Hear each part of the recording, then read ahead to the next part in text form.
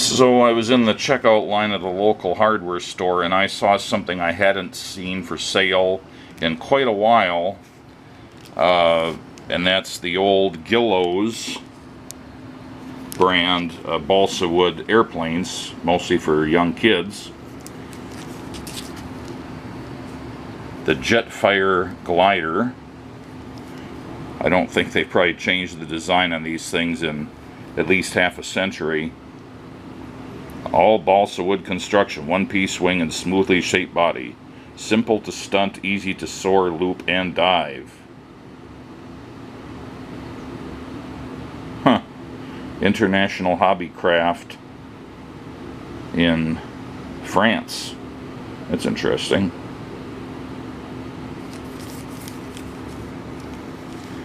Anyway, and then the Sky Streak rubber band propeller airplane. Again, I think this design's been around a long time. Now this one says made in the USA. This one seems to suggest that I don't know if that means it's just for sale in France. I don't see where it says where it's made. A lot of different languages.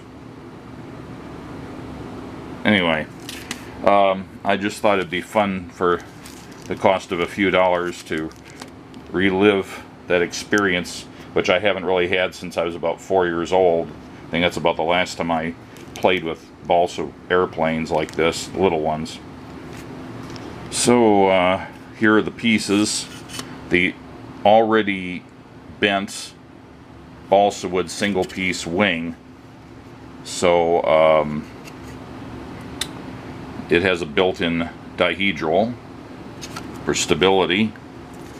The thicker balsa wood fuselage with slots for the cockpit area, the wing, and the tail. A little weight already pushed on to the nose. And then one piece of stamped balsa wood for the horizontal tail, vertical tail, and cockpit areas. So carefully press rudder, stabilizer, and canopy from the die cut sheet. Alright, there's that.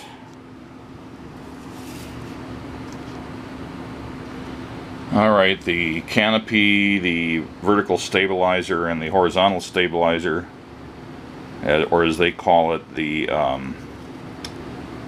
stabilizer, the rudder, and the canopy. And they just go nicely into the slots that are machined into the balsa wood. Then you have to stick the wing in from one end and pull it through. So there is that. It's a little cattywampus, but not bad.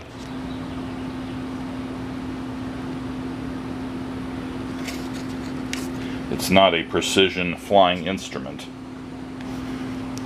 Instructions for flying are simple. Grab it under the wing like this, and you can see the wing can actually move forward or backwards. Right now I have it more or less centered front to rear, and you just throw it firmly into the breeze, if there is any breeze. If the glider dives sharply, slide the wing forward in the slot. If it stalls or climbs and then stalls, move the wing backwards. That's about it.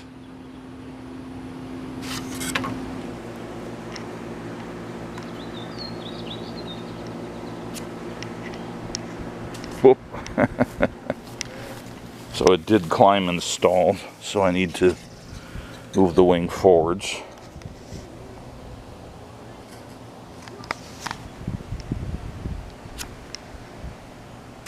Well, that's even worse. I think I moved the wing the wrong direction.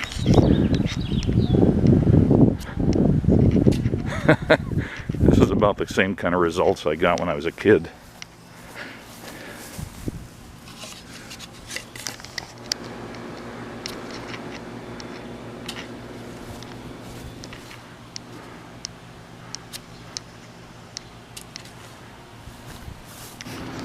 Well, trying it crosswind, into the wind, downwind, throwing it hard, throwing it soft, angling it up, angling it down, moving the wing forwards and backwards. I never really got what I'd call a satisfactory flight out of this.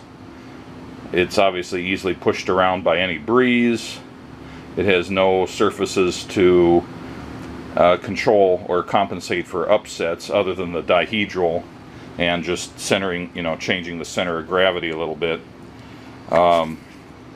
So problematic, but as best as I can remember when I was a kid, it was just fun to throw it, and I don't remember it ever really flying very well. I mean, the one that I had that was nearly identical to this. Okay, let's do the Sky Streak. So there are all the pieces, the wing, once again with some built-in dihedral, more so though than on the Jetfire. Still have the rudder, the stabilizer, and the cockpit or pilot as it's called here. Similar fuselage, no weight on this one, I guess because the weight of the prop compensates for that, and it has the little steel hook here for anchoring the rubber band. It also has a certain amount of up elevator for the stabilizer built in. There may be a little bit, there actually is a little bit on this one, but it's not as pronounced as this one. Okay, there are the pieces pushed out of the sheet.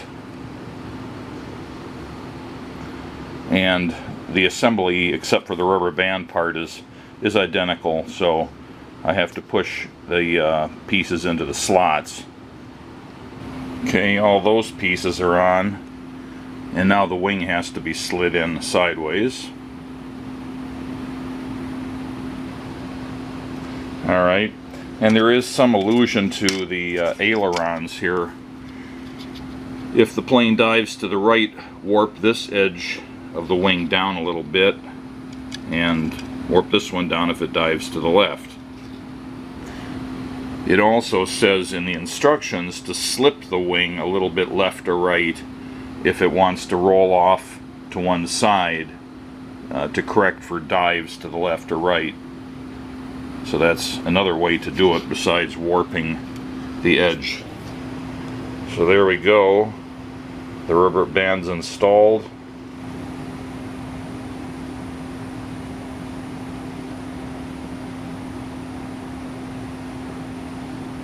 Alright, I've wound up the rubber band and to the point where it's starting to knot on itself, so I figured that's a good place to stop winding. And otherwise the instructions for flight are basically the same as the glider.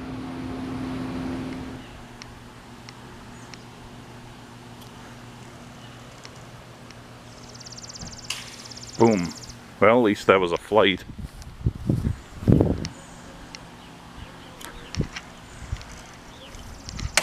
Oh, crunch. It caught the wind, or got caught by the wind.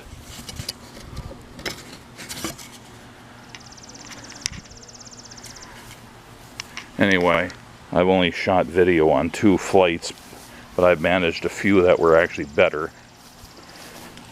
Anyway, enough to verify that, once again, the experience is very similar to what I had as a kid. So, one reason that this particular type of airplane resonates with me, either the identical or very similar model that was made by the same company, Guillow's. When I was about 4 years old, my family lived in a tiny town called Cocoa Beach, Florida, where my father was involved with the Air Force portion of the budding U.S. space program, and also with the Air Force launches that were being done from Cape Canaveral. We were only there for about no more than 2 years.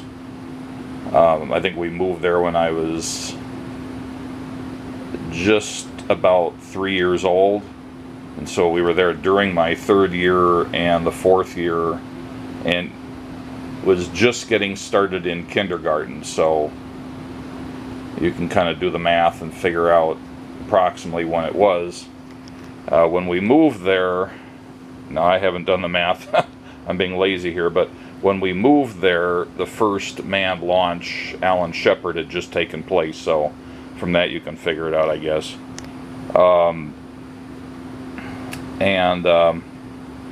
We lived in a group of houses that were essentially almost on the beach. All we had to do was walk across Highway A1A, which defined the end of our front yard, and at that time it was only a 2-lane highway, not a crazy busy 4-lane highway like it is now, and we could be on the beach. Went there every day, and all we had to do was look a little bit to the left once we were getting onto the beach, and we could see the Cape Canaveral Rocket Center, and we could see launches with our naked eyes from there. So it was pretty cool, but I was a little kid and I didn't really understand that much of what was going on.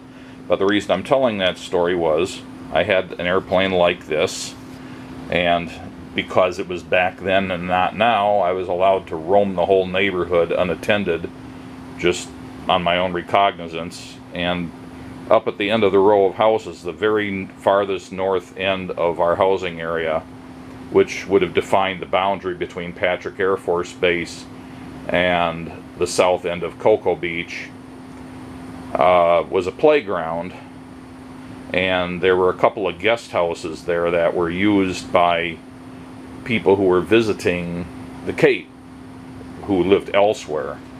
So various scientists and, rocket scientists in quotes, would often stay there during launches, possibly some astronauts, although I think the astronauts had facilities that were actually closer to the Cape than where we were. Anyway, I was out flying one of these things, and a gust of air caught it and took it up into the backyard of one of those houses that was at the end of the row. And it was one of the few houses that had a chain link fence around it, and a fairly tall one. Unusually high fence for a residential area. And I knew that you could theoretically climb a fence like that. I think I'd probably climbed over a chain link fence at some point. So I was trying to climb over it, but it was too tall, and before I got very far, trying to retrieve my airplane, which was laying in the backyard, a guy with a gun and a German Shepherd, I think it was a German Shepherd anyway, some sort of big dog, came over and said, "Get lost, kid, you can't get in here." And I said something about, "But my airplane's there." He's like, "Get lost." And so I went home crying, and my father says, "What's up?" And I told him, and so we walked back down there, and once again he talked to the guard and said, "I want to get my kid's airplane." And the guard says, "I'm not supposed to do anything of the sort. I'm just here to guard the premises." He was being kind of a dick maybe, but maybe he had specific orders. And a couple of older, to me seemed like older guys, came out of the back of the house, and they were talking grandparent talk. Because my dad's parents spoke German natively, and he spoke German, and the only time I'd ever heard anything besides English being spoken was when we visited my dad's parents. And I just thought that's the way all grandparents talked, and that grandparents had their own language. Being a little dumb kid. Anyway, so he's talking grandparent talk to these guys who came out of the house, and they took my airplane inside, and I was inconsolable. And we went back home, and then either later that day or the next day, there's a knock on the door, and there's a couple of these guys there again, and they've got my airplane, and the wing had snapped off like somewhere around here, or a big chunk of it had come off. I can't remember now, but one of the wings was severely damaged. In my memory, it was the right side of the wing, and they glued it on with some sort of glue. And I was ecstatic, and they left, and then I went out to fly it, and every time I'd fly it, it just went like that. It was much heavier on that side due to the glue. And when I was a few years older, my dad said, "Do you remember that time when your airplane broke?" And I said, "Yeah." And he said, "Well, you're old enough now to know that the guy who fixed your airplane was Kurt Debus. I said, I had no idea who Kurt Debus was. He said, you've heard of Wernher von Braun, right? I said, yeah. He says, well, he's, the guy who's designing these rockets, and Kurt Debus is one of his, right-hand men, other scientists that came over from Germany. And I later learned that Kurt Debus, was one of the most senior guys at Peenemünde, and right-hand man of Wernher von Braun for sure, along with a couple other very prominent guys. And he certainly had a hand in designing the V2, and he was charged by the U.S. government in designing the entire space center for the manned mission that included Mercury and Gemini and Apollo, designing that whole space center complex. So he was in charge of that to some degree. Don't know exactly how much. But I know that when I visited the Space Center, Kennedy Space Center, there's a lot of things with the name Debus on them. Buildings, streets, various things you see Debus around here and there. And I think at some point he was the director of the facility in Huntsville. So, important guy, but apparently he's the one who at least brought my airplane back, and probably the guy who fixed it. Although I picture 2 or 3 German rocket scientists over a coffee table trying to decide how they're going to fix this kid's airplane. And that it's just funny that these brilliant rocket scientists didn't put a similar amount of weight on the other wing so it would fly straight. Anyway, that's what comes to mind whenever I see this, as I remember that episode.